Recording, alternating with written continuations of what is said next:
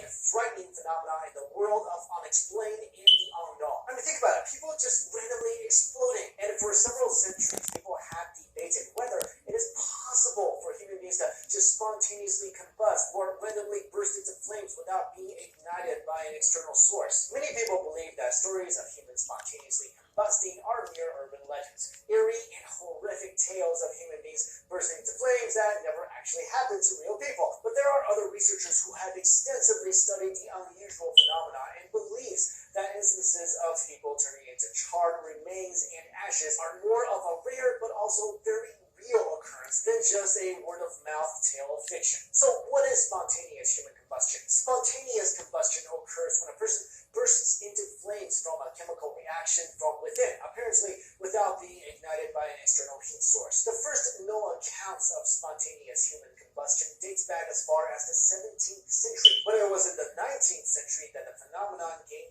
wider exposure after popular author Charles Dickens used it to kill off one of the characters in his novel Bleak House. At the time, Dickens was criticized for legitimizing an urban myth that did not exist, but the author pointed to research showing 30 historical cases of the phenomenon. Hundreds of spontaneous human combustion accounts over several centuries have followed a similar pattern.